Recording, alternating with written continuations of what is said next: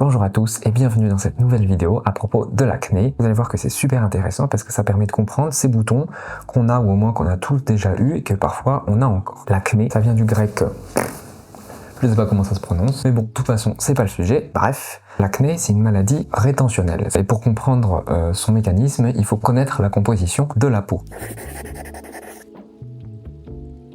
La peau, c'est un organe qui est d'ailleurs particulièrement lourd, il pèse entre 2 et 3 kg par personne, ce qui en fait d'ailleurs un des organes les plus lourds, si ce n'est le plus lourd. Donc, la peau, elle est constituée de 3 couches.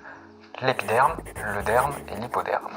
L'épiderme, son épaisseur varie en fonction de la zone où on est. Par exemple, on ne va pas avoir la même épaisseur au niveau d'un talon et au niveau d'une paupière. C'est logique. Elle est constituée de cellules, principalement les kératinocytes, et ces cellules, en majorité, elles sont mortes. C'est-à-dire que, à la base, les cellules vont être vivantes, mais ensuite, les cellules meurent et elles ont pour principal rôle l'étanchéité de la peau. C'est pour ça que quand on va se baigner, l'eau ne traverse pas nos tissus. Ensuite, deuxième couche, le derme qui donne à la peau son élasticité et sa résistance, et c'est notamment la couche des follicules pileux. Ça va nous intéresser tout à l'heure, c'est-à-dire le lieu de production des poils. Et ensuite, dernière couche, l'hypoderme, où là c'est la zone des vaisseaux qui vont permettre d'alimenter en nutriments le reste de la peau, et aussi la zone du gras sous-cutané. Une structure supplémentaire au niveau de la peau, ce sont les follicules pilosébacés. Il en existe 3 types. Il y a les terminaux, par exemple les cheveux, les aisselles, les organes génitaux externes, ça donne les poils ou des cheveux. Il y a les follicules pilosébacés velus, par exemple. Voilà, là il y en a plein, bon exemple. Et puis là les sébacés, c'est eux qui vont nous intéresser par rapport à l'acné. Et il y en a principalement au niveau du visage et du tronc. Donc ces follicules pilosébacés, il y en a partout sur le corps, sauf à 3 endroits. Je vous laisse deviner, mettez-les dans les commentaires. J'attends un petit peu, le temps que vous écriviez. C'est les paumes des mains, les paumes des pieds et les espaces latéraux des doigts et des orteils. Bref, on revient à nos oignons. Donc l'acné, c'est comme je disais une maladie rétentionnelle, c'est-à-dire que le follicule pilosébacé, il va produire du sébum. Le sébum, il va être là pour lubrifier le poil, comme ça il va bien grandir, il va bien glisser quand il va grandir, et aussi ça va permettre de protéger la peau. Et ce sébum, il va s'accumuler au niveau du follicule pilosébacé avec de la kératine, ce qui va créer une rétention de sébum et de kératine. Il en résulte de ces rétentions des petites bosses blanches qu'on appelle comédons. Il y a les comédons fermés, les comédons ouverts. Les comédons fermés sont à peu près de la couleur de la peau, ils sont plus palpables que visibles, et les comédons ouverts qui eux sont oxydés par l'oxygène de l'air et qui donc sont noirâtres, qu'on appelle communément les points noirs. Voilà. Là vous allez me dire, t'es bien gentil Florian, mais les petits boules blanches qu'on voit même pas, ou alors les tout petits points noirs qu'on voit que à la loupe, on s'en moque un peu. Nous, l'acné, ce qui est gênant, c'est les gros boutons rouges. J'y viens.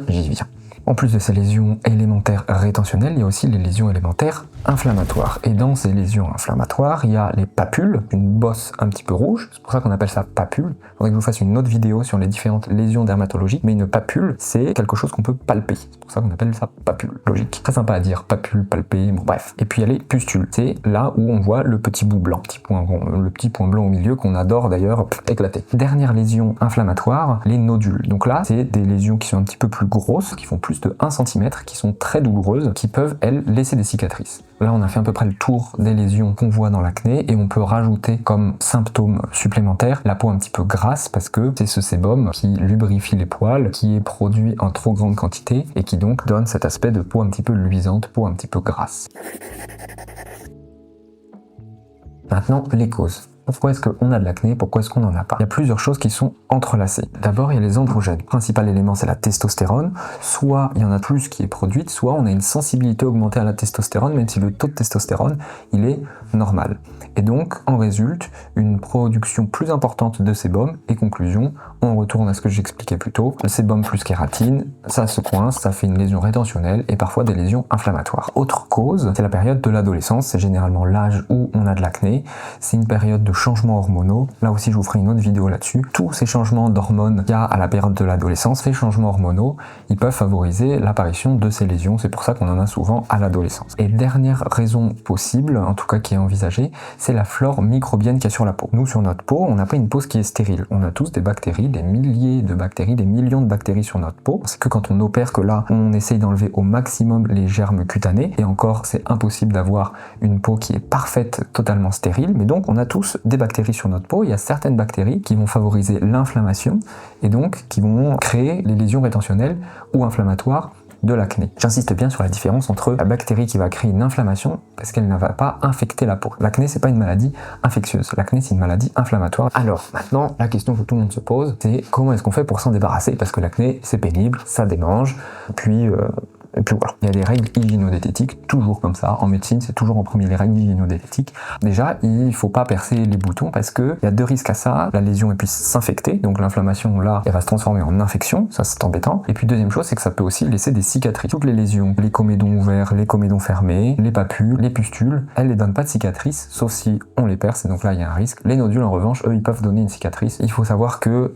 toutes ces lésions, elles vont disparaître spontanément quand vous y touchez pas. Naturellement, le corps il est très bien fait, et donc il va éliminer le sébum et la kératine qui est en trop, l'inflammation va disparaître. Chose importante aussi à ne pas faire, ce sont les toilettes énergétiques. On pourrait se dire, là j'ai beaucoup de gras, je vais me frotter très fort le visage, comme ça va permettre d'enlever l'acné. C'est pas du tout nécessaire et justement ça peut créer des lésions, peut-être favoriser des infections, donc vraiment ne pas faire de toilettes énergétiques. Ensuite le soleil, ça réduit transitoirement les lésions, mais après l'exposition solaire, la peau elle devient un petit peu plus dure et donc là ça favorise une poussée d'acné. C'est-à-dire que pendant l'été, souvent on a un petit peu moins d'acné, mais à la rentrée en automne, à la rentrée des classes, c'est là que l'acné va reprendre de plus belle parce que le soleil fait durcir un petit peu la peau et donc les lésions elles vont augmenter, il n'y en aura plus. Si jamais l'acné elle est gênante, elle est douloureuse, dans ce cas il faut aller voir votre médecin, hein, je le rappelle.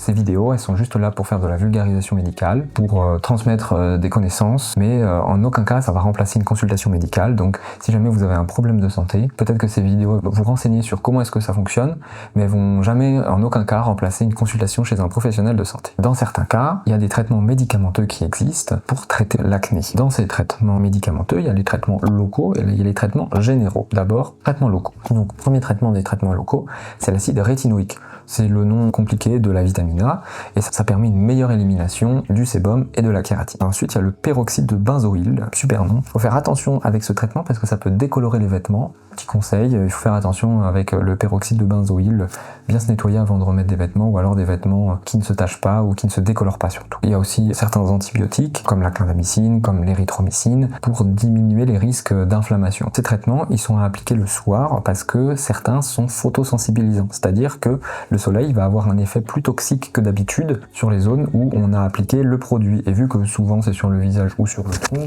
notamment le décolleté, c'est pour ça qu'il faut l'appliquer le soir, comme ça on n'expose pas le produit directement au soleil. Et à noter aussi, ces traitements, il faut les appliquer sur la totalité du visage. Même si, imaginons, on a un côté avec de l'acné, un côté zéro acné, et ben il faut l'appliquer sur tout le visage, c'est pas uniquement sur les lésions. Et autre effet secondaire de ces traitements locaux, ça peut être une irritation suite à une sécheresse un petit peu cutanée, donc il faut pas hésiter à bien hydrater sa peau le matin au réveil pour la journée. Et donc ensuite, l'autre possibilité de traitement, ce sont les traitements généraux.